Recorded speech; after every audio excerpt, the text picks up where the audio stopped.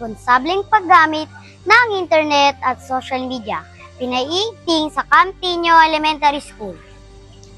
Sa mundong halos isang pindot lamang ang pagitan ng impormasyon at ng publiko. Mahalagang alam natin hindi lamang kung ano ang dapat ibahagi, kundi maging kung kailan, paano, at bakit ito dapat ibahagi. Sa Camtinio Elementary School, patuloy na isinusulong ang ligtas, responsable at profesional na paggamit ng internet, social media at iba pang electronic devices bilang bahagi ng pagpanatili ng isang ligtas at maayos na learning environment para sa mga batang kampo. Alinsunod sa DepEd Order number 006 o Guideline on Ensuring a Safe and Motivating Learning Environment. Binibigyan diin ng mga patakaran hinggil sa paggamit ng portable electronic devices ng learners at personnel lalo na sa oras ng pagtuturo.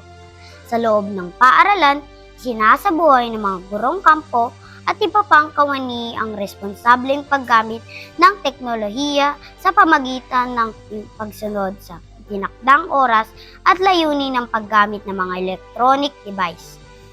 Sa paggamit naman ng social media, mahalaga ang pagiging mapanuri bago mag-post, magkomento o magbahagi ng anumang impormasyon.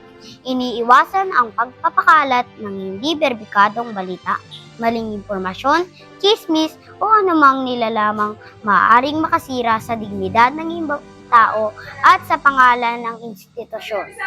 Higit sa lahat, pinangangalagaan ang privacy, dignidad, kaligtasan at kapakanan ng mga bawat batang kampo sa pagbabahagi ng mga larawan, video at iba pang impormasyon may kaugnayan sa mga mag-aaral. Isinasaisip ang mga umiiral na patakaran sa learner protection at privacy. Ginagamit din ng wasto ang mga opisyal na communication channels ng paaralan upang matiyak ang mga anunsyo at impormasyong ipinapaabot sa komunidad ay malinaw, naangkop at napapagkatiwalaan. Sapagkat para sa isang gurong kampo at kawani ng paaralan, ang pagiging profesional ay hindi nagtatapos sa loob ng silid-aralan.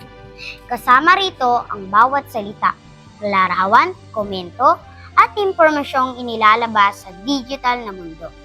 Sa Camtinio Elementary School, isang simpleng paalala ang patuloy na isinasabuhay. Mag-isip bago mag-post, mag-verify bago magbahagi, at maging responsable sa bawat digital na yapak. Dahil ang pagiging huwaran ay hindi lamang nakikita sa harap ng mga batang kampo. Nakikita rin ito sa paraan ng ating pagkilos sa online na komunidad.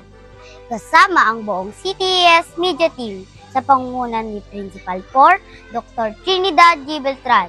Ako po si Marigold R. Regua, learner reporter ng Camtinio Elementary School. Nag-uulat para sa Kampo Patrol.